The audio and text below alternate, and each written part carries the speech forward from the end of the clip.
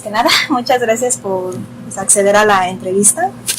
Me gustaría que para empezar, como un breve currículum. Bueno, pues yo soy químico farmacéutico, biólogo por profesión. Tengo una maestría en ciencias químicas y un doctorado en farmacología. Mi trabajo pues ha versado en la combinación precisamente de estas dos áreas, la química y la farmacología.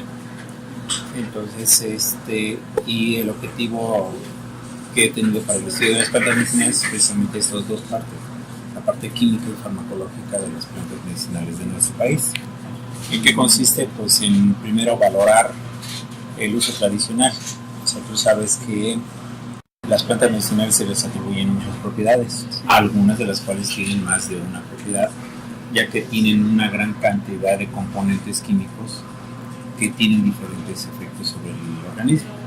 Entonces no se descarta que una planta medicinal tenga varios usos. También eso depende pues del sitio donde, más bien en diferentes regiones una misma planta se puede utilizar para diferentes tratamientos. Entonces, es mi trabajo a lo largo de más de, desde los 80, desde 1980 prácticamente, ha sido el estudio químico y farmacológico de las plantas medicinales de nuestro país, en ese sentido.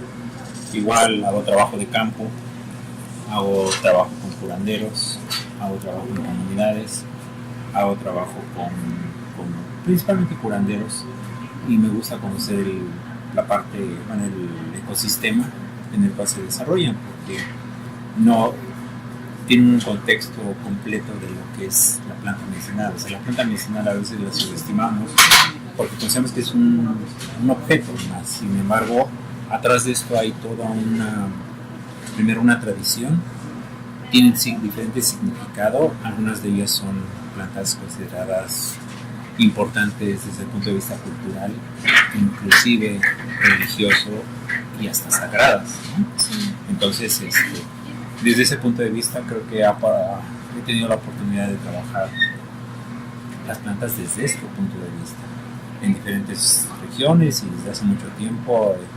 Por ejemplo, en los 80s, 84 más o menos, algo así, estuve trabajando en los Altos de Chiapas con comunidades en las cuales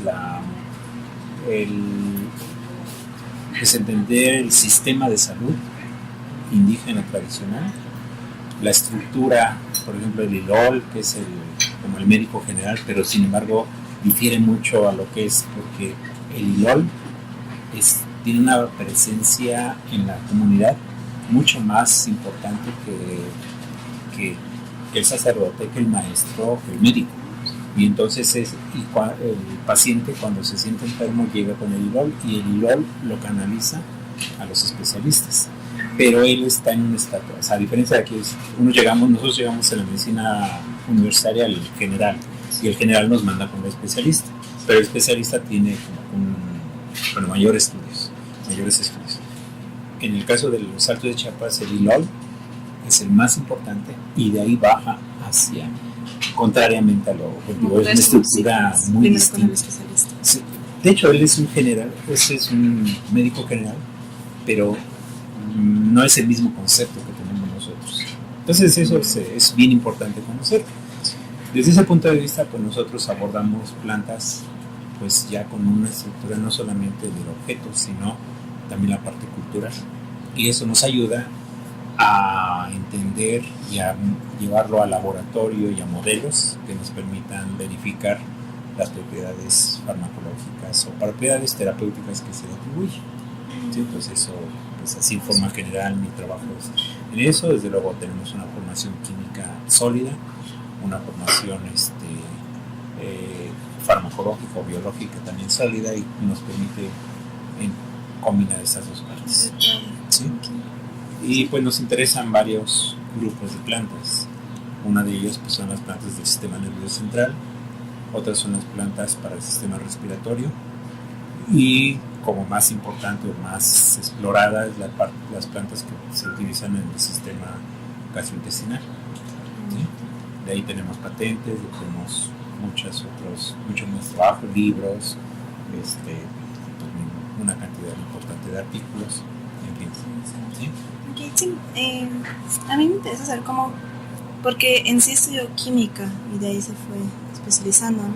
¿Cómo le interesó las plantas medicinales? ¿Cómo se dio bueno, ese voy a ir e investigar y sí, todo el entorno? Lo que me motivó a estudiar, aunque de pronto fue como que un poco inconsciente, o sea, me refiero, mi abuela materna era curandera, partera del pueblo, ¿sí? Entonces sí me llamaba la atención cómo utilizaba diferentes plantas para cuando iba a atender los partos. Me llamaba la atención, pero no lo consideré como tal. Sin embargo, ya entrando en la carrera de químico farmacéutico biólogo, que la verdad debería llamarse nada más farmacéutico, pero bueno, tiene esa denominación. Alguna vez me hice la pregunta de, bueno, ¿cómo curan las plantas medicinales? Y platicando con personas pues adultas o más adultas que yo, pues estaba joven, me dice, tú como químico podías saber, aún no lo pongo como químico, en realidad no es químico, es farmacéutico, pero bueno, estar en una escuela de química, yo no estudié aquí en la facultad de química, entonces dice, ustedes los químicos pueden saber qué tienen las plantas, y fue una pregunta que dije, cierto, ¿por qué no saber lo que tienen las plantas y sobre todo qué es lo que hace que cure? De ahí me interesó, y pues toda mi carrera, inclusive desde antes de terminar la carrera, yo llevé mi propio proyecto de investigación para estudiar, precisamente estudiar una planta medicinal que quería estudiar. En los 80s, desde los 60s hasta los 80s, mediados de los 80s, la investigación de plantas medicinales en México y en el mundo era la parte química, o sea, sacar compuestos.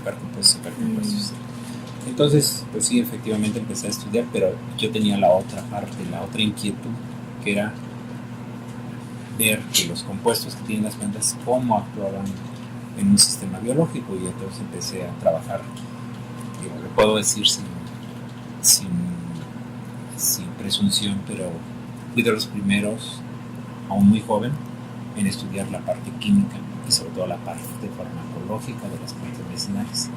Alguna vez que me invitaron a dar pues en un aniversario de esta facultad, a hablar de las líneas de trabajo, y pues hice una revisión de cómo había sido la evolución de la investigación, ese fue el tema, la evolución del estudio de las plantas en México. Y yo pensaba que había llegado tarde a la fiesta, pero no. En realidad, la investigación en plantas en México empezó en los 80s, justo cuando yo empecé. Y la investigación farmacológica prácticamente hizo una revisión. ¿Quiénes habían estudiado antes que yo? Y eran incipientes, eran así cosas que alguien había tratado de hacer, pero no lo había hecho. Entonces, en los 90s, que fue donde más o menos yo ya me estaba consolidando como pues ya profesional, empecé a estudiar de manera más franca las partes farmacológicas de las plantas medicinales. Entonces, por eso es un poco la evolución. Un antecedente como histórico, familiar, ¿no? Acerca de esto que comentaba de los fármacos, yo igual traía muchas dudas, porque generalmente, al menos en el ambiente que convivo, se piensa que la mayoría de las plantas para lo que estudian es para crear fármacos, y que generalmente no habría por qué usar plantas porque pues tienes la medicina. Entonces, sí, o sea, como una explicación de cuál es la diferencia, sí. Porque hay un mundo. Sí, eso también obedece a razones históricas.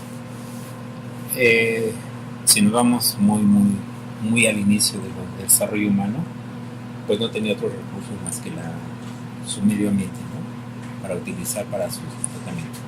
Entonces empezó a usar pues todos sus recursos, plantas, animales, minerales, que conocemos muy poco de estos porque pues hay menos registros, pero no es que no se hayan usado, ¿saben? Hay inclusive una línea o una corriente que es la barroterapia, que dependiendo del tipo de barro que sea, puede utilizarse para algunos padecimientos. Por ejemplo, estos son minerales, no son vegetales. Los animales también, por ejemplo, a la fecha existe el zorrillo, la carne de zorrillo, para propiedades inmunológicas, o sea, para estimular la respuesta inmune. Para personas que se infectan fácilmente con cualquier cosa, o que cualquier cosa, un piquete de insectos se les infecta mucho, toman o les recomiendan la carne de zorrillo y que despierta la respuesta inmune. La carne de víbora, la carne de algunos otros animales menos conocidas.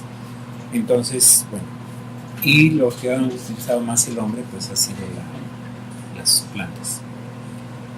Esto ocurrió pues en toda la evolución de la humanidad, pero en la Edad Media, en la parte del oscurantismo, pues que era prohibido, bueno, se prohibió muchas cosas, hubo un retraso en el avance de la ciencia. Después, al terminar la Edad Media y ya en el siglo XIX, empieza a haber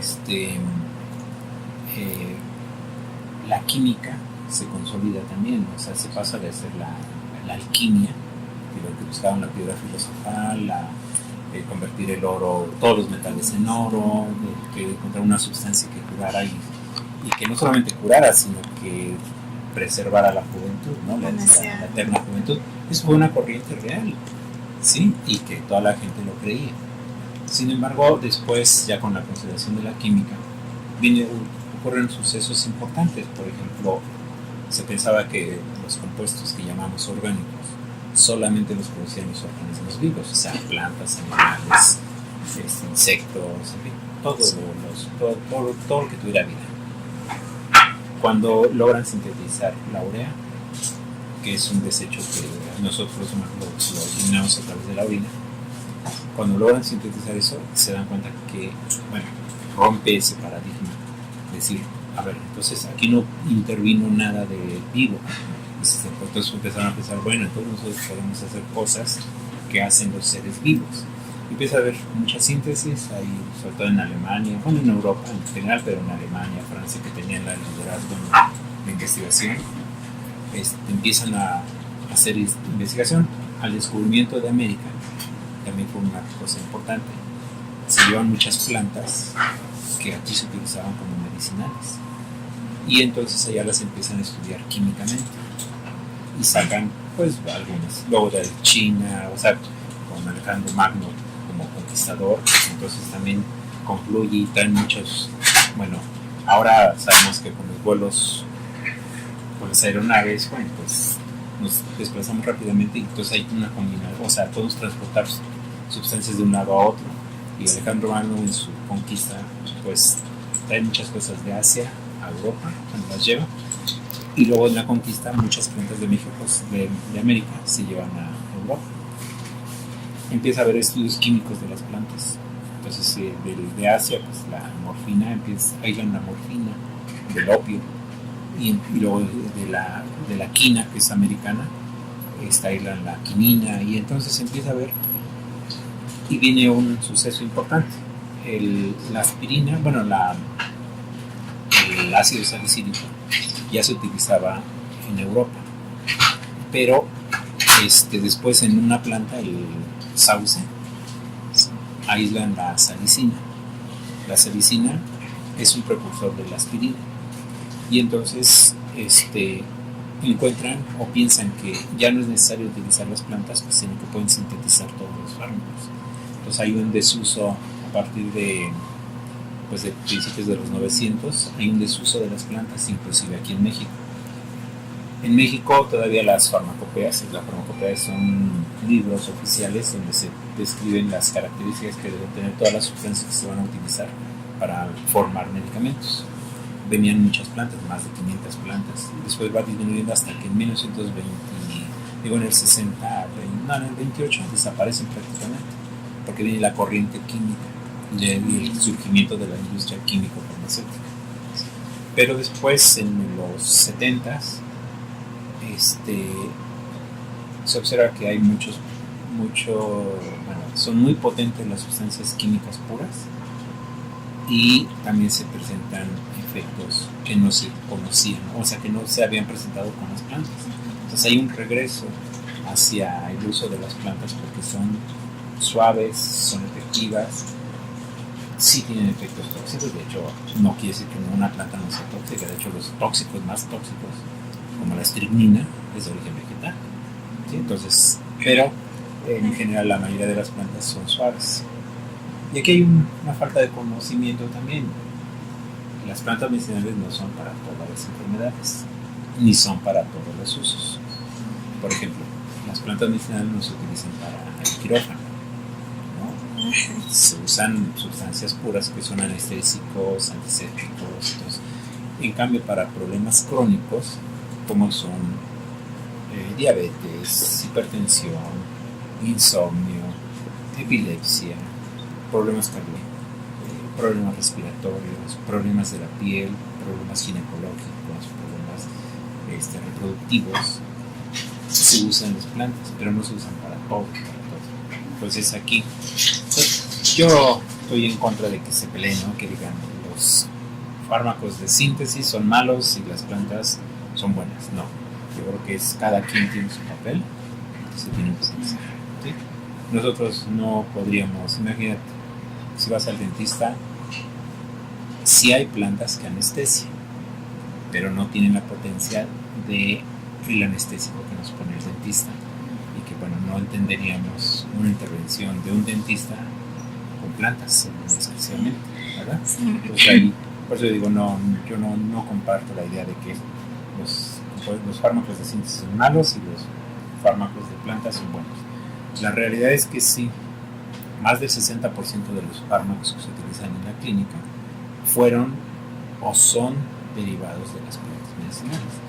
No actualmente, sino en algún momento dado fueron de origen vegetal. Pero más del 60% son o tuvieron su origen en las plantas medicinales. Entonces siguen siendo buenas. Pero actualmente ya están separados, ¿no? Ya hay algunos sintéticos y otros fueron inspirados para poderlos utilizar y son fármacos muy distintos. Por ejemplo, el captopril, que es un agente antihipertensivo. Esto fue de un veneno de una víbora. ¿Sí? Lo llevó, ya me acabamos de ver, Sergio Ferreira de Brasil, llevó este veneno para estudiar su doctorado en Europa. Pero pues con el tutor que llegó no trabajaba cardiovascular, farmacología cardiovascular, sino era de analgesia. Entonces se lo dan a otro y entonces empiezan a estudiar ese veneno y separan un péptido. Después ese péptido lo simplifican y llegan a lo que es actualmente el captopril. Y entonces, bueno, pues por ejemplo eso, y es tan importante que la calidad de vida de los pacientes hipertensos antes del captopril era muy mala, o se morían fácilmente. Después del captopril, pues hay una calidad de vida de los hipertensos mucho mejor. Y bueno, tuvo su origen en un producto natural. Digo, va para hablar no solo de plantas, sino también. Y así, pues muchos ejemplos. La misma aspirina tuvo su origen en una planta medicinal, la salicina, pero el organismo era la que transformaba ácido salicílico. Entonces, bueno, pues igual ahora tenemos otros analgésicos que se derivaron inspirados en la aspirina, ¿sí? La aspirina es de 1898, ¿sí? Entonces ya desde mucho tiempo, y a la fecha se sigue estudiando y se siguen teniendo propiedades de esta sustancia. Claro, nosotros sabemos, lo usa para el dolor de cabeza, para nada más, ¿no? O para inflamación, pero no, tiene muchos otros usos. Respecto al uso de las plantas, ¿cómo, bueno, en neurología, en ese artículo, cómo fue primero que le interesó como evocarlas a esa área y pues cuál ha sido como la línea, ¿no?, a seguir de investigación? Sí, las plantas del sistema nervioso central son de nuestro interés en varios aspectos. Uno, problemas de sueño.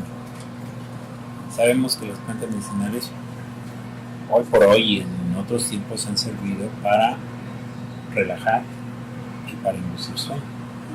Tan fuertes como la morfina, ¿sí?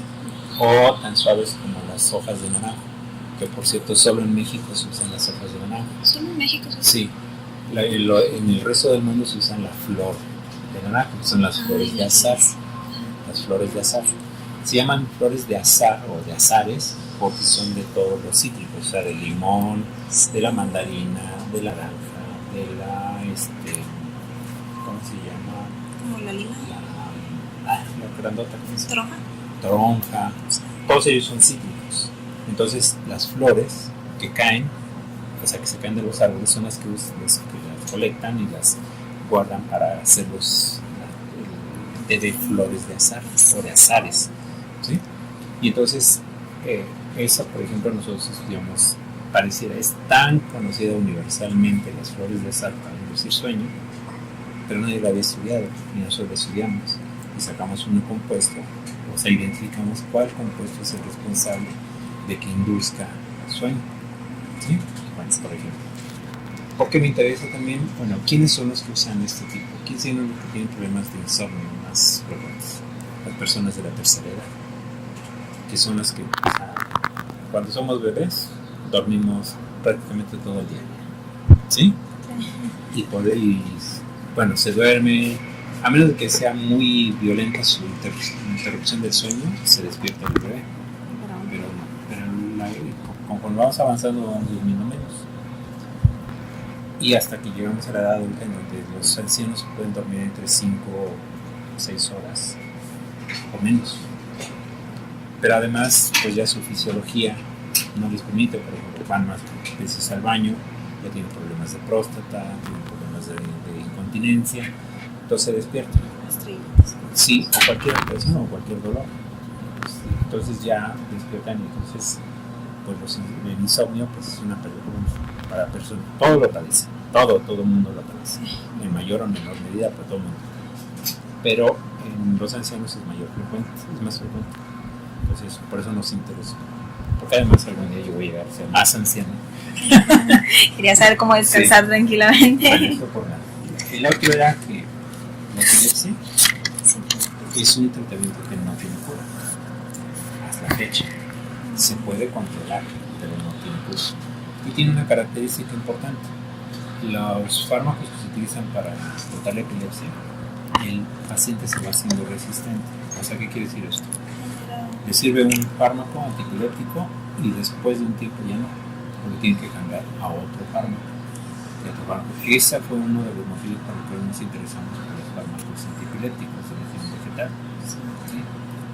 Y buscando en la literatura encontramos que las hojas de anona y la corteza, la anona es de la familia de seguramente conoces la guanábana, conoces la chirimoya, y esta que estudiamos en particular es del sureste, bueno, es del centro, porque desde el Estado de México hacia el sur existe esta planta que es Annona diversifolia, que la llaman anona, como un nombre común se llama anona, aunque realmente están dando el nombre de botánico.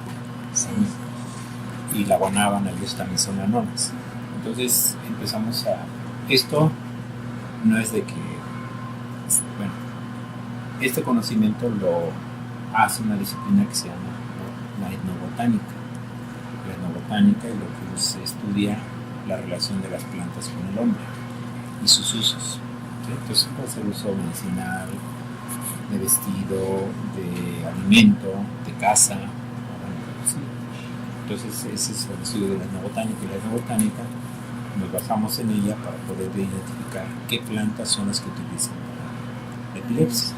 Encontramos esta planta, nadie la había estudiado, la estudiamos, fue una tesis doctoral de una de mis estudiantes, que ahora es una investigadora del Instituto de Psiquiatría, y entonces pues fue como dimos y trabajamos con esta planta, identificamos su principio activo.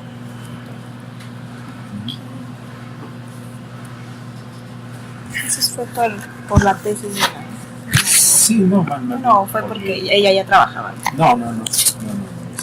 Realmente lo que hago es, a mis estudiantes de doctorado trato de abrirles una línea para la cual se puedan hacer ellos. Sí. O sea, que no hagan lo mismo que yo, sino entonces en un tiempo van a ser obsoletos. Sí. Sino que hagan cosas nuevas. Entonces estaban trato de abrirles a otro, por ejemplo, otro doctor que está en la Escuela Superior de Medicina, pues con él empecé a trabajar algunas cosas de protección de la mucosa gástrica y pues está como investigador en la Escuela Superior de Medicina. Otro trabaja con plantas sintomáticas, está trabajando en la UAM. ¿Sí? Entonces trato de abrirles otras áreas. ¿Sí? Pero hablando de eso de abrir otras áreas, entonces, porque hace ratito me mencionaste igual unas cuantas áreas que se pueden ser tratadas, ¿no? Generalmente con la herbolaria. Ajá. Pero ¿cuáles son, o sea, pues sí, en general como las líneas, ¿no? Que se pueden abrir con estas plantas? Bueno, pues ya mencioné algunas que son las respiratorias y ahora son las gastrointestinales, que también, porque bueno, gastrointestinal pues es todo el tubo digestivo, pues es el esófago. Ahorita corriendo con uno de mis estudiantes que está terminando yo terminé su maestría y va a empezar el doctorado, estamos trabajando en esófago, ¿no? O sea, hay personas que sufren de esofagitis, ¿sí? Y no hay dolor del esófago. Es un dolor intenso, es un dolor muy agudo y no hay tratamiento para eso, ¿sí? Entonces, por ejemplo, ahí con una doctora que trabaja en el Politécnico, en la escuela, que también fue mi estudiante, que trabaja en la Escuela Nacional de Ciencias Biológicas, trabajo intestino, todas las plantas antidiarreicas, ¿sí? Entonces así, las gastrointestinales, respiratorias, ginecológicas no hemos abordado, nosotros por ejemplo ahí no hemos abordado ginecológicas, que son muchas plantas, que son, algunas de ellas son las que tienen aceites esenciales abundantes, que se utilizan como antisépticos. Entonces, bueno, son antisépticos bacterianos como protozoarios, que son las infecciones, sobre todo vaginales más importantes, ¿no? Entonces son las que se pueden tratar. Y así, pues, un sistema nervioso central, pues hay muchas, estamos ahorita trabajando con alucinógenos.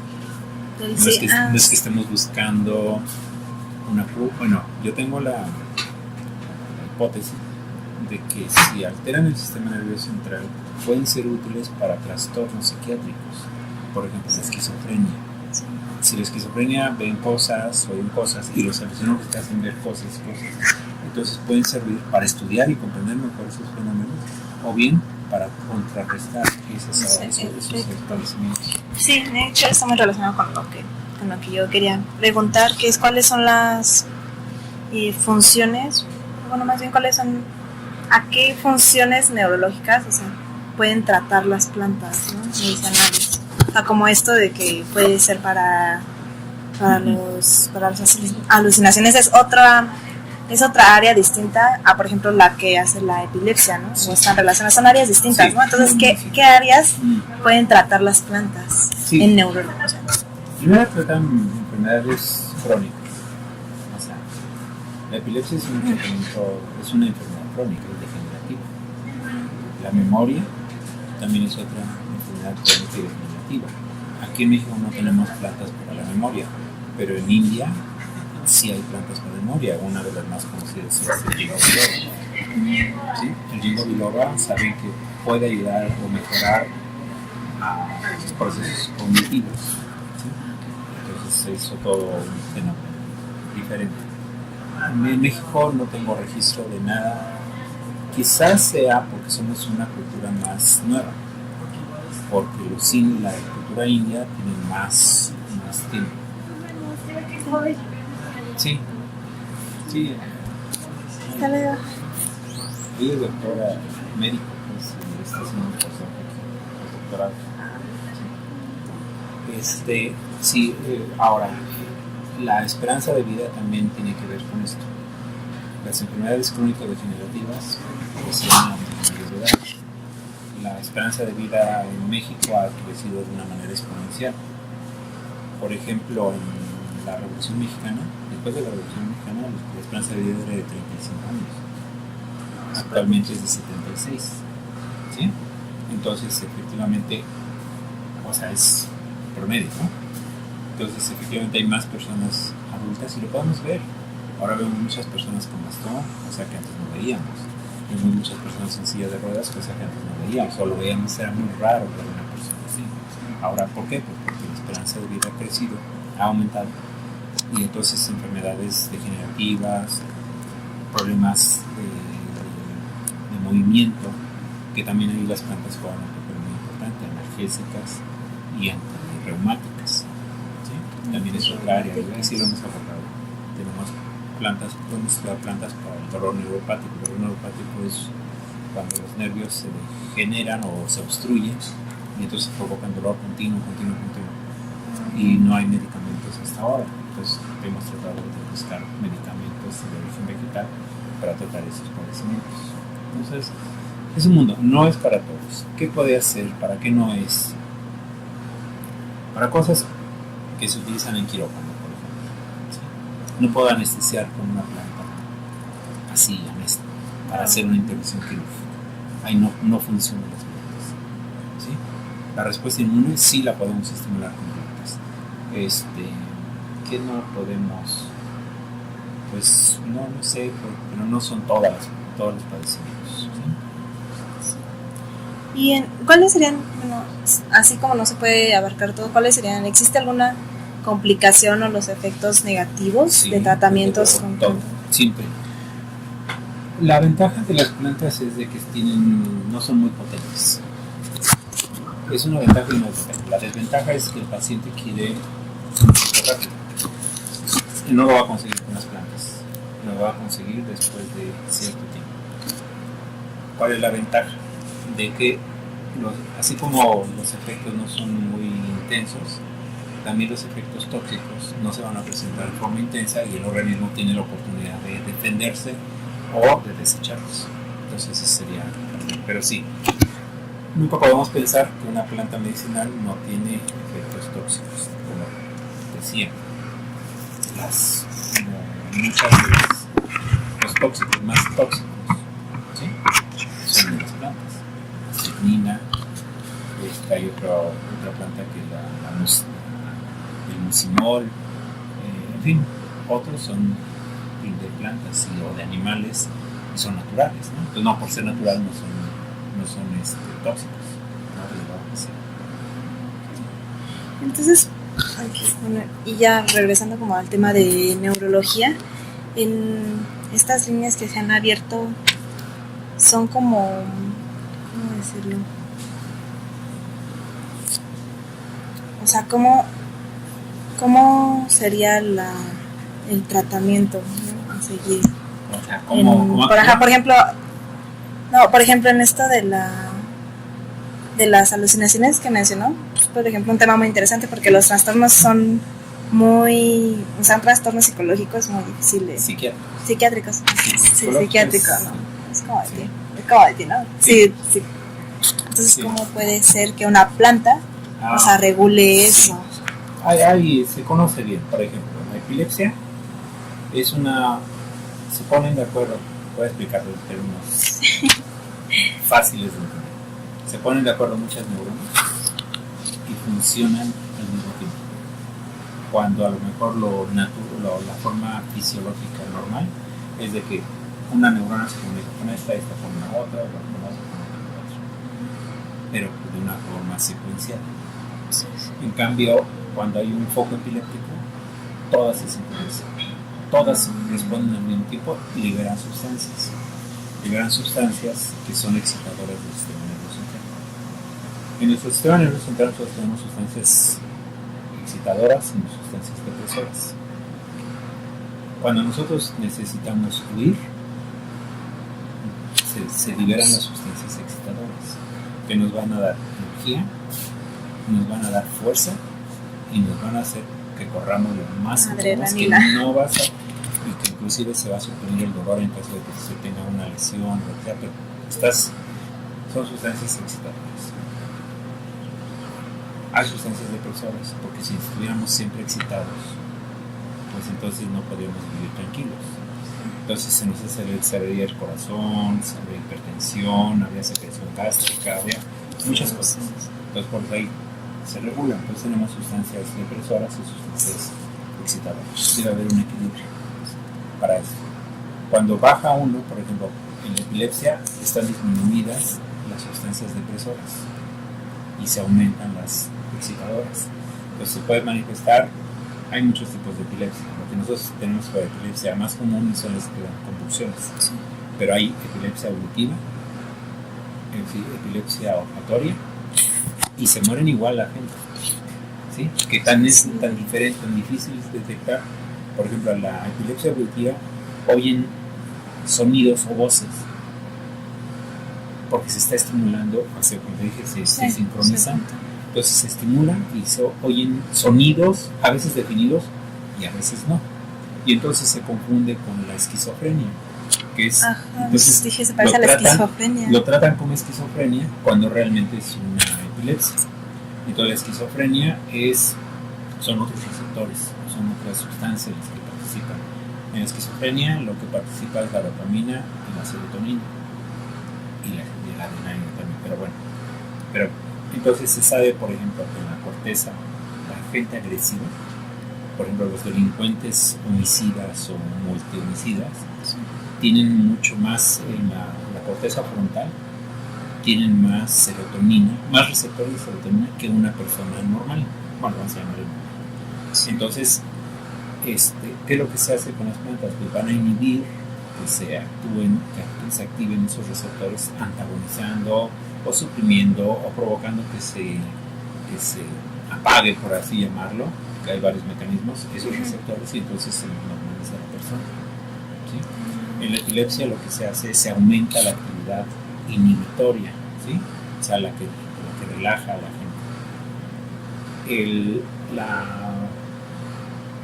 estrés es un padecimiento de la vida citadina. Sí, ya totalmente es una enfermedad, ¿no? Entonces, lo que haces ahí es que hay cierto desequilibrio. No es que estén desequilibrados, sino que están más estimulados por nuestro... O sea, corremos. Hoy, por ejemplo, seguramente estuviste corriendo para llegar a esta hora, tuviste que apurarte en hacer tus cosas, y eso nos provoca estrés. Entonces, ¿qué es lo que se hizo tu organismo? Aumentó la actividad del excitatorio, y aunque el inhibitorio se mantuvo en ese mismo nivel. Sí. Entonces, ¿qué es lo que hacen las plantas? Pues regulan, ya sea aumentan la actividad del inhibitorio o disminuyen la actividad del excitatorio. ¿Sí?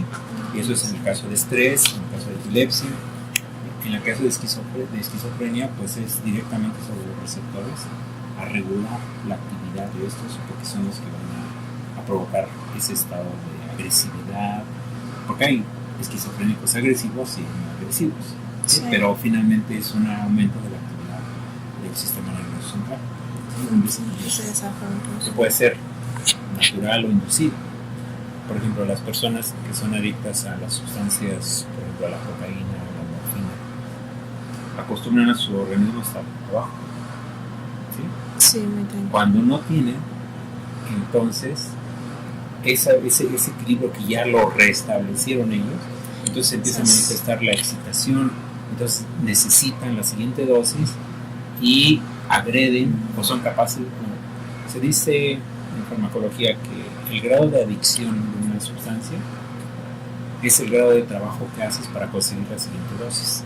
Por ejemplo, si tú tomas café y eres adicto al café, porque sí crea adicción. Si, por ejemplo, se terminó tu café y dices, bueno, no hay café, no pasa nada, dices que no tienes adicción. Pero si dices, ya no hay café y eres capaz de ir al Oxxo a comprarte un café o a comprar un sobrecito, entonces invertiste trabajo para la siguiente, o el cigarro. Entonces esos son los estimulantes, las sustancias adictivas ligeras. Pero una sustancia adictiva fuerte, como las anfetaminas, la morfina, la cocaína, son capaces de matar para conseguir dinero para la siguiente dosis. Pues por eso roban, se vuelven delincuentes, agreden, todo. ¿Por qué? Pues invierten mucho más trabajo porque su grado de adicción es mucho mayor. Sí, muchísimo más. Pero es por un desequilibrio. Ellos como restauran como su equilibrio. El sistema nervioso central es fascinante, es complejo, todavía no conocemos muchas cosas, muchísimas cosas. Sí, por ejemplo, para eso de las adicciones, cuando son terapias de rehabilitación y así, habría la posibilidad de que se usen plantas obviamente para nivelar eso o para bajarlo. Sí, las adicciones lo que se hace es, primero, una persona adicta, ya sea alcohol, tabaco, cualquier sustancia adictiva, no se puede quitar de inmediato, porque entonces el organismo va a tener ese efecto. Porque lo que se hace, se les dan dosis, se les va disminuyendo la dosis, y después se empieza con sustancias que antagonizan ese efecto, de manera que hasta que se logra equilibrar. ¿Cuál es el problema de que hay una reincidencia muy alta? Que no continúan con el tratamiento, o sea, no los mantienen con ese tratamiento por más tiempo, o el adicto no sigue las instrucciones. Ahí porque en los centros de rehabilitación, porque los obligan, se les dan a fuerza, o los tienen controlados su dosificación, pero ya afuera es muy difícil que lo sigan. Entonces, claramente hay un alto índice de reincidencia porque no hay esa secuencia y es seguir el tratamiento. Sí, además que nada no dura mucho tiempo, ¿no? Porque pues obviamente cuando lo tienen se sienten bien, sí, y no sienten la necesidad de reincidir, pero en cuanto salen, sí, como que el efecto se desvanece y cae.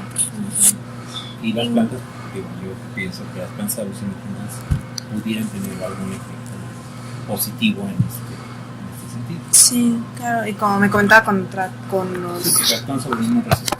Por ejemplo, una persona con esquizofrenia que ve alucinaciones está activándose su mismo receptor que lo que hace cuando una planta alucinógena hace eso. Entonces es pues ver la forma de cómo utilizar esto para que se pueda tener un uso benéfico. Se han satanizado porque las plantas alucinógenas no provocan adicción. No provocan adicción las plantas. No. Es más, hay plantas alucinógenas que las toman una sola vez y como les va muy mal en el viaje, nunca más. Sí, la verdad, como el peyote, por ejemplo. No, el peyote no es de los. No, el peyote es de los que se usan por frecuencia. Que a veces es que depende mucho. Es tan complejo nuestro organismo. Por ejemplo, el alcohol. Una persona que está decepcionado con una decepción amorosa y toma alcohol, se va a poner a llorar. Pero una persona que está alegre y toma alcohol, se va a poner a alegre. Entonces depende también del estado de ánimo. Entonces hay personas que, o sea, los alucinógenos no actúan igual que en todos. Por ejemplo, el peyote, algunos dicen, no siento nada. No, pero no te has dado cuenta que resististe caminar en el sol y tantos kilómetros que venimos caminando y no te das cuenta. Tu alucinación no fue visual, fue de otro tipo. Entonces no, los alucinógenos no hay como que un patrón de que tienes que ver esto todo. Por ejemplo, la salvia divinorum, que es otra planta de México, de los indios zapotecos.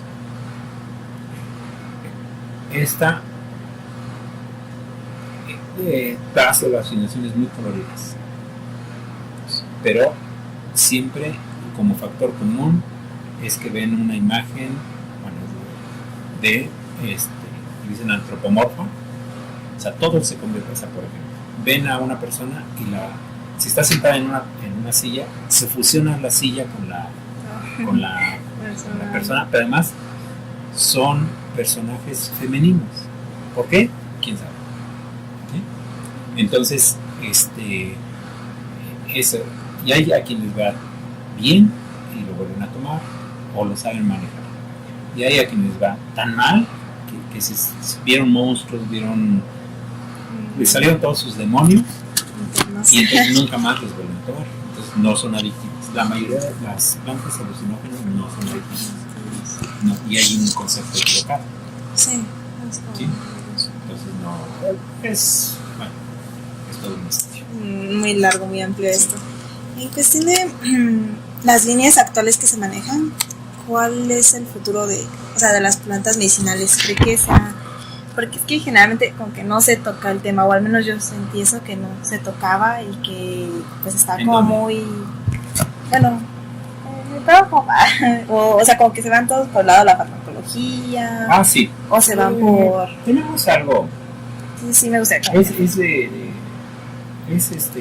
Pues tanto de educación como cultural. Cuando nosotros vamos con el médico, ¿qué queremos? Es algo rápido. Una respuesta rápida. Cuando no vemos ya la respuesta con el médico, entonces empezamos a buscar otras alternativas y entonces llegamos a las plantas. Y las plantas van a hacer su efecto lento, pero como yo el paciente ya sabe que no va a tener una respuesta rápida, entonces ya las acepta mejor. ¿Sí? Sí. Y entonces, en México, bueno, las plantas medicinales, primero, en nuestro país jamás se han dejado de usar. Lo que pasa que viene la parte comercial. Entonces, te venden cualquier cosa. Sí, más eso me refiere que hay mucho comercio, mucha publicidad. Hay charlatanerismo, porque es real. ¿Sí? Hay sustitución, o sea, te venden gato por liebre, por así entenderlo. Si tú vas por una planta y no te dan esa planta, te dan otra. Hay adulteración, o sea que está la planta, pero como no les alcanza, le mezclan otras y entonces su efectividad baja.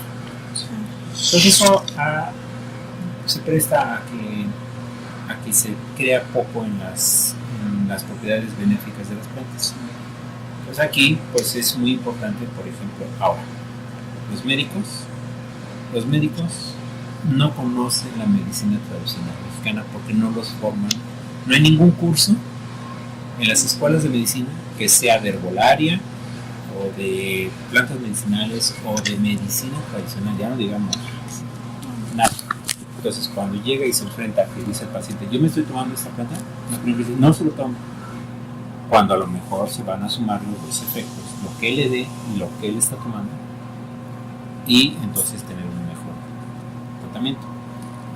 Hay una planta que hemos estudiado mucho que se llama cochalate y que se utiliza para proteger la mucosa gástrica.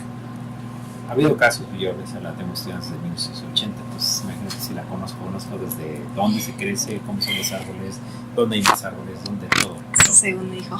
Entonces, he documentado casos en los que ya están listos para cirugía por úlcera duodenal, pero en lo que los preparan, en lo que llega, en lo que les toca la cirugía en el Seguro Social o en el ISSSTE, empiezan a tomarse el té porque se lo recomiendan, el té de cochalate.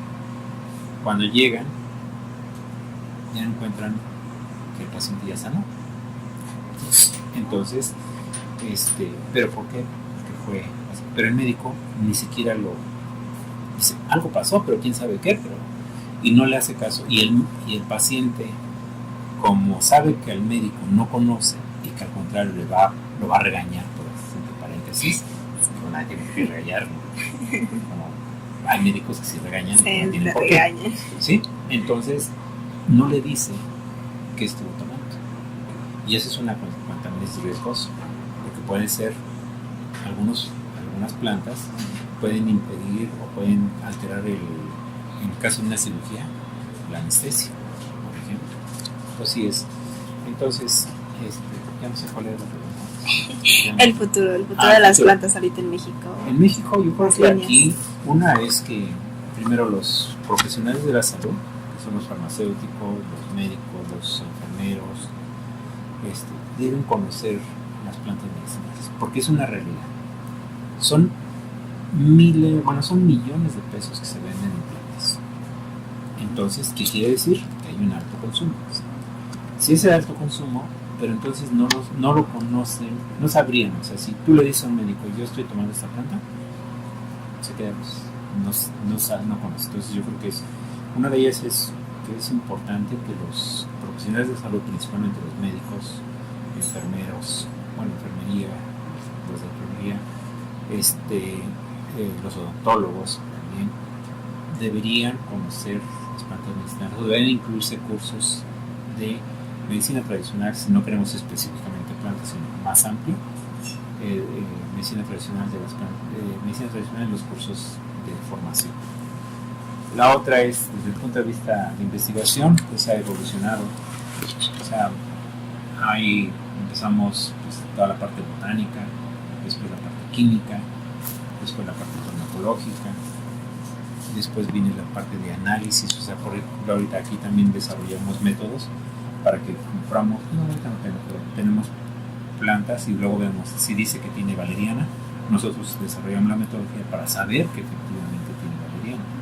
¿Sí? Entonces, y ahorita lo que viene es el desarrollo de productos, porque tenemos un mal, pues es parte de nuestro desarrollo tecnológico. Preferimos vender materia prima, lo mismo que pues, sucede en otras áreas, que vender productos terminados con un alto valor agregado. Entonces aquí viene la parte de desarrollo de productos, pero productos, o sea, por ejemplo, este es, pues es artesanal, esta es una compresión de plantas, ¿sí? Esto es artesanal y bueno, más o menos están hechas porque las otras se deshacen porque no tienen buena tecnología, ¿sí? Sí. Entonces lo que viene es hacer productos buenos, aplicando los avances tecnológicos de buena calidad, que puedan ya no vender la materia prima, sino vender productos terminados con plantas de México, que tenemos muchas. Tenemos 19.000 plantas medicinales. Entonces, nada más aquí en México, ¿no? Nada más en México, ¿sí? Y se estima que puede haber hasta 12.000, ¿sí? Pero registradas son 3.300, 3.500 plantas registradas. Pero si vamos a un pueblo, vamos a un lugar o otro, cada vez se va sumando, por eso se estima que son hasta 12.000. Entonces viene por la parte farmacéutica, por así llamarla, de nuestra carrera de farmacia, es desarrollar productos farmacéuticos con plantas medicinales de alta calidad y con alta tecnología. Aquí hemos empezado a hacer un poco de nano, lo que es la nanomedicina. Sí. ¿Sí? Entonces hacemos nanoemulsiones, demostramos que es más efectivo la nanoemulsión que la emulsión o cualquier otra forma, o la planta hervida. ¿Sí? Que eso es bueno, o sea, muchas plantas se van a seguir usando así y se seguirán usando los siglos de los siglos. Sí. Por ejemplo, ya entrando como en el ámbito de la carrera que metí, la biotecnología, que es como el desarrollo de esta tecnología, esta parte que se menciona tecnológica para poder desarrollar un producto completo, ¿no? ¿Cómo influye? Sí, la biotecnología tiene un papel bien importante. Una, desde el punto de vista ecológico, o sea, por ejemplo, he tenido pláticas con laboratorios farmacéuticos, pero me dice, pero garantízame el abasto, ¿sí? Dice, porque mi compañía no es nacional, sino es internacional. Entonces necesito cubrir el mercado de todo el mundo. Bueno, dice, pero tampoco quiero tener problemas con la ecología. O sea, no quiero tener problemas de que ecología me impida colectar una planta para poderla utilizar para publicar un medicamento. Sí. Pues aquí la biotecnología juega un papel bien importante, porque entonces ahora, ok, ya no la cosecho, ya no la quito, no lo uso de manera silvestre, que en nuestro país solamente 19 plantas se cultivan.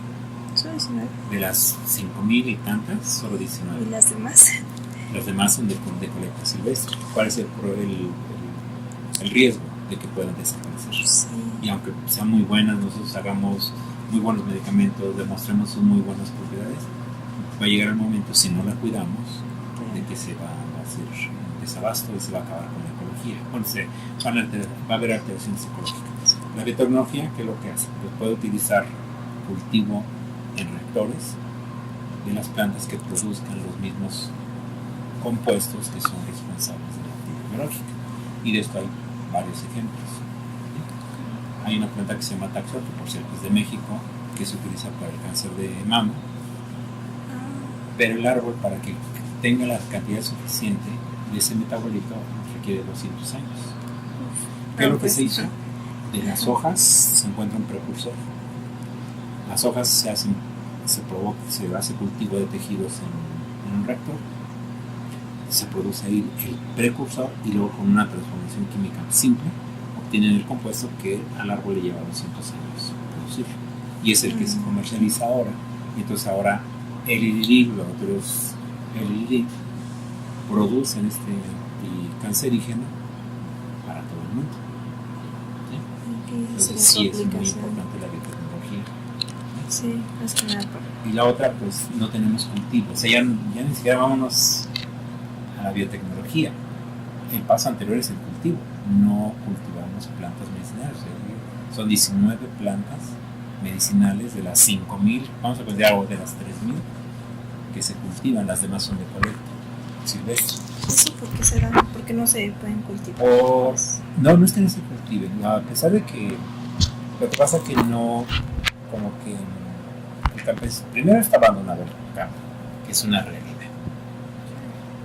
Segundo, como que culturalmente solo el campesino sabe cultivar maíz, frijol, chile. Ya. ¿Sí? Sí. Entonces se ha resistido mucho a la diversificación. Aun cuando puede ganar mucho más o hacer más rentable su parcela, no lo ve de esa manera, desafortunadamente. Los agrónomos, yo siempre les digo que tienen una deuda con México. Los agrónomos no han hecho su papel de domesticar, promover el cultivo o cultivar o hacer sistemas de cultivo de plantas de interés económico que favorecería desde muchos puntos de vista, fuentes de trabajo, mayores ingresos, mayor rentabilidad del campo, en fin, muchas cosas. Digo, uno no puede hacerlo. Yo trabajé en Chapingo, no sé, como 15 años, y pues cuando me invitaron a venir para acá, pues dejé cuando estaba empezando el cultivo en invernadero, dejé un invernadero, dejé el esqueleto del invernadero, porque ya no, lo dejé en los tubos y todo, cortaba el plástico, pero ahí se quedó. Pero yo estando en una universidad agrícola. Entonces sí, la biotecnología pues juega un papel importante. Hay algunos intentos de México, de plantas mexicanas producidas por biotecnología. Sí, no quiero hablar de una. No recuerdo cuál es, pero bueno. Bueno, existen sí, pero ya están. En Morelos es donde están trabajando, en la Universidad de Morelos. Bueno, para finalizar, porque me extendí yo. ¿Actualmente trabaja en algún proyecto o cuáles son las líneas actuales que tiene? Estoy reinventando. Sí, porque por muchos años el CONACYT nos ha castigado mucho a mucha gente. No es que me queje, pero sobre todo el sexenio pasado, o los 2 sexenios pasados, a la ciencia la dejaron en el último de recortar. El anterior recortó muchísimo el presupuesto para la ciencia. Yo soy un científico, creo que tengo todos los méritos para poder decir que soy un científico. Sí, claro. Y no se dan cuenta que la ciencia es lo que va a impulsar el desarrollo de un país. Tiene una idea equivocada, incluso el gobierno actual ahora. Quiere que lo que hagamos rápidamente se aplique a la sociedad. Y eso no es posible. Pero tampoco hemos tenido políticas de apoyo real. Por ejemplo, en los 60s, Corea del Sur tenía el mismo nivel económico que México. Ahora Corea del Sur es una potencia económica y México sigue siendo igual. ¿Cuál fue la diferencia? Corea invirtió en ciencia y tecnología, pero de verdad. Sí, nada más, eso fue. Entonces ahora tenemos marcas posesionadas. LG es coreana, Samsung es coreana, Kia es coreano, Toyota es coreano, Toyota es japonesa, hay otra marca de coches coreanos. No me acuerdo la de coches. Bueno, Hyundai es coreano. ¿Qué más es coreano? Bueno, con estos ejemplos podemos ver que ya son. ¿Cuál fue la diferencia? Bueno, entonces actualmente la pregunta que estoy haciendo, ¿sí? No teníamos dinero, afortunadamente en el trabajo de la industria, les hacemos trabajo de la industria y tenemos un poco de dinero, pero son de desarrollos, ¿sí? Entonces, industria farmacéutica nacional. Tengo que reinventarme, decía yo, porque entonces hay poco dinero y necesitamos seguir generando conocimiento. Entonces estoy trabajando en otras formas de que sean más económicos, pero igualmente importantes para nosotros. Una de ellas son los estudios de la absorción transdérmica. Muchas plantas se utilizan sobre la piel. Sí, como ungüentos. Sí, Pero no, plantas, o sea, ¿Es la hojita? por ejemplo, la arnica mexicana, que no es igual a la arnica de Europa, tiene buenas propiedades para como analgésicas y antiinflamatorias y se aplica tópicamente. Pues estamos estudiando con membranas sintéticas y membranas naturales cómo absorben a través de la piel para ver su efectividad. Hay también los animales son muy caros. Aquí las compañías que producían animales se salieron de México recientemente, van desde Se octubre. fueron de México. Entonces ya no hay producción. Entonces, ¿qué es lo que hicimos? Estamos trabajando con Pesebra, que es un modelo de especies que tiene características que lo que se encuentra ahí se puede extrapolar a los seres humanos. Entonces estamos trabajando con Pesebra para problemas de ansiedad, de aprendizaje.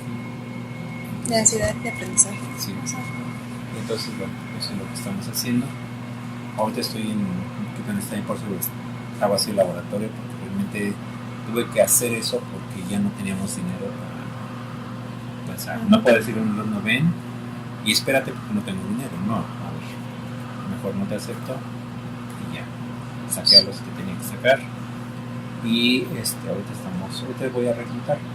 Y también, digo, tú eres joven, pero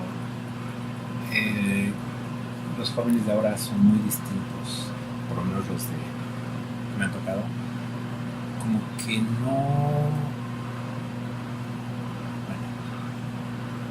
no tienen esa curiosidad. Entonces, En todos lados, en todos lados. Yo me ha tocado mucho. O sea, por ejemplo, a mi edad, al grado de desarrollo que tengo, yo debería estar temeroso que un joven me desplace. Y en ese momento yo no veo quién me pueda desplazar. Entonces hay un fenómeno que se llama el conejo y el zorro. Los jóvenes deben ser los zorros y los viejos deben ser los conejos. Debemos correr para que no nos alcance y nos coma el lobo, el zorro. Sin embargo, yo no veo, les digo, jóvenes, a ver, yo les doy esto, yo les doy la idea, ustedes trabajen. Cosa como que decía, otros de mis estudiantes de los que mencioné, eran nada más eran casadas algunas de ellas, y venían y decían, pues yo llego de las 8 a las 3, después de las 6 me convierto en ama de casa, pero trabajaban y trabajaban más. Ahora mucho les digo, yo estuve enfermo 2 meses, estuve hospitalizado, en enero, febrero, regreso y como, o sea, no pasó nada. O sea, me refiero, hasta me tomé no podía, quedé inmóvil, no podía escribir. Una vez que pude firmar, le dije a la doctora digo, diles que impriman sus cartas, aquí en mi computadora están cartas, todo, imprimen las cartas de liberación de servicio social, de terminación de tesis, yo pensando, pues, para que no se atrasen mientras yo no vengo, pues regresé las cartas y ahí estaban. Entonces dije, no, entonces voy a poner nuevos lineamientos de trabajo en este lado. Ella es muy trabajadora. Ella de hecho trabaja, está por empezar su doctorado y ya está, o sea, todavía no empieza y ya está empezando a trabajar, ¿no? Entonces, bueno, voy a ser muy selectivo en esto, pero tenemos en mente plantas alucinógenas, tenemos ahorita dos plantas alucinógenas, una planta para dolor, ¿sí? Dolor neuropático, dolor que no hay solución ahorita, hoy por hoy, pues, no hay solución a este tipo de dolor. Son dolores que no se quitan, todo el tiempo duele. Esos dolores ahí que están todo el tiempo pensando. Y a veces las incapacita. Entonces estamos trabajando con esas plantas. Ahorita y en memoria y software también. La memoria es muy interesante. Sí. Y entonces sus colaboradores, puede decir que son estudiantes o trabaja con otros doctores. Sí, trabajamos con otros colaboradores. Sí. Pero ahorita yo estoy así porque todos no tenemos dinero. No, eso está difícil. Pero bueno, sí seguimos. Ahorita, por suerte, tampoco les dije que no comprenden lo de este gobierno, pero sí cumplen varias cosas, ¿no? Una de ellas fue que dijeron que iban a invertir más en ciencia y tecnología. Entonces lo que recuperaron de dinero de defraudadores y todo esto, lo invirtieron en Conacyt. Y entonces de un proyecto que yo tenía aprobado pero no financiado, entonces ahora ya me avisaron que sí me van a financiar. Entonces ya voy a tener recursos para poder aceptar estudiantes y trabajar y también hacer convenios, pero no puedo yo comprometerme a hacer cosas si no tengo dinero. Sí, cómo se avanzan. Sí. Y por suerte todavía nos ha estado cayendo trabajo de la industria, entonces estamos trabajando con la industria. Okay. Sí. Bueno. Sí. Pues muchas gracias. Sí, espero que sí. Preguntas.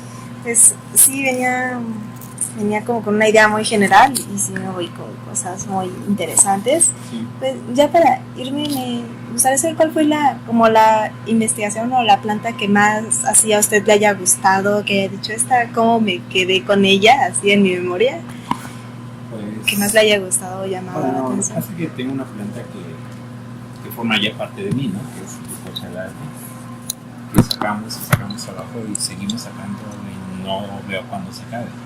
¿Cuál planta fue? Cochalate, es para proteger la mucosa gástrica. Ah, es la plantita que me mencionaron. Y bueno, pues es esa.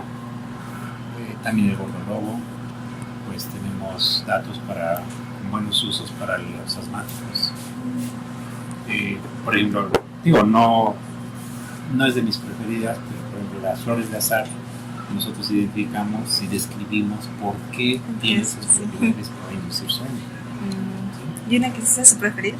¿O no? ¿Y una que sí sea su preferida? Pues mi preferida es la cochala. ¿La cochala? Sí. Okay. Sí. Y pues siempre ando en busca de otras plantas interesantes.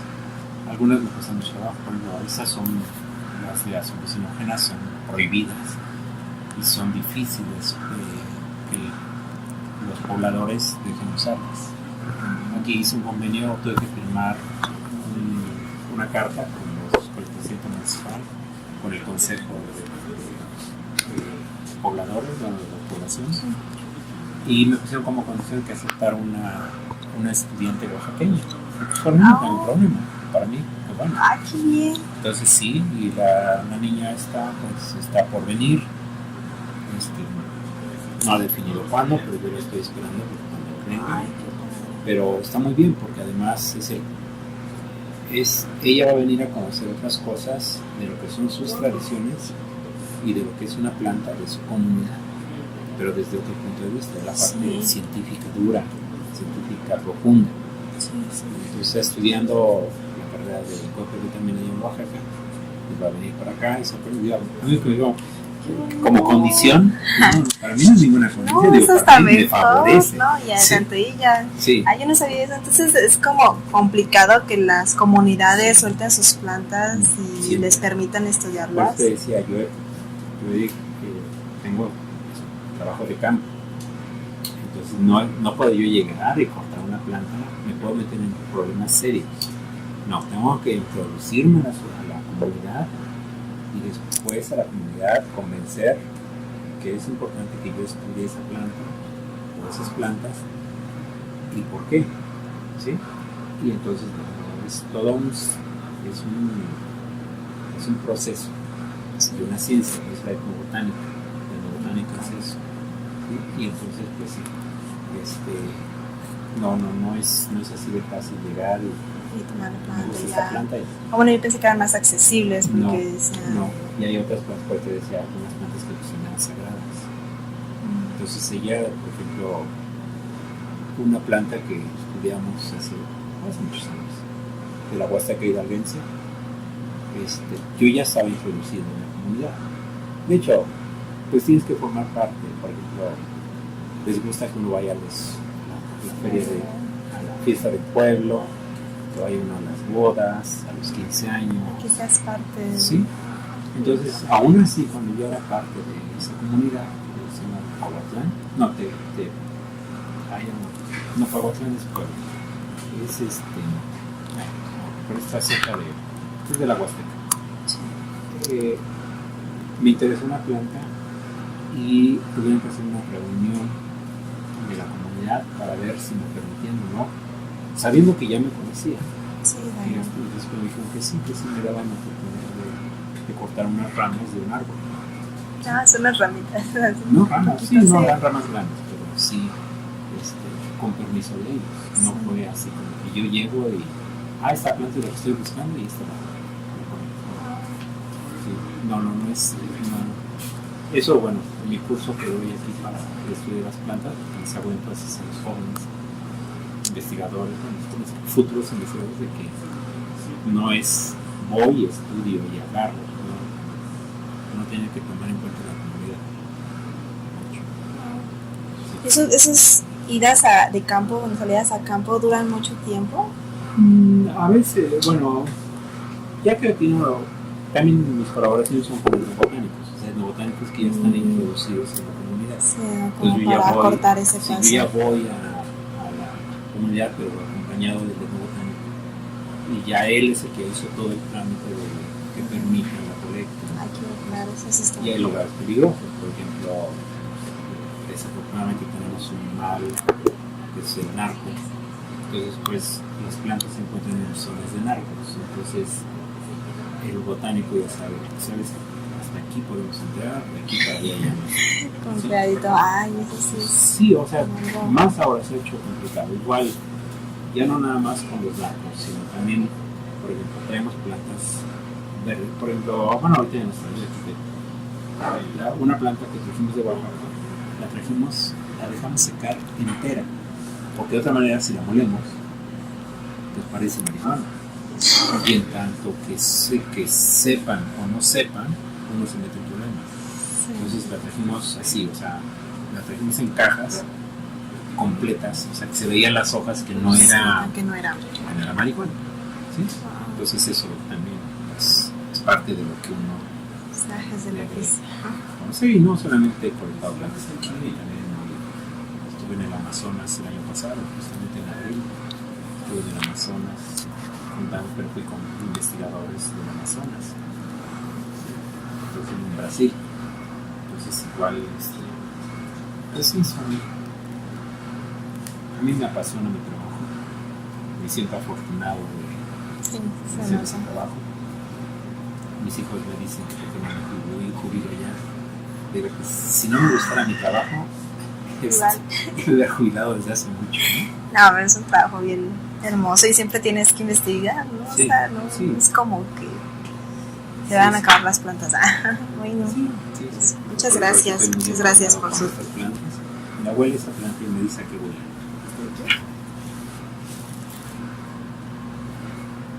Huele como algo que le pongo a la comida.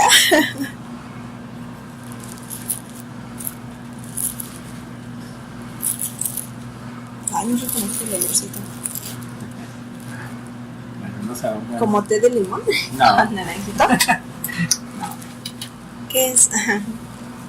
Lo usan para preparar la bebida oaxaqueña, tejate. Huele como algo que le pongo a la comida. No sé qué. Ya la estamos estudiando y vamos a ver. Ya sé qué es lo que da ese olor. Entonces, pero vamos a estudiar para el sistema nervioso. Es justo para el sistema nervioso. Sí. Padre. Bueno, pues voy a estar pendiente de lo que investigue. Las nuevas plantas que estamos trabajando. Okay. Pues muchas gracias por su tiempo. Voy a estar al pendiente de lo que investigue. Bueno, espero que te haya servido.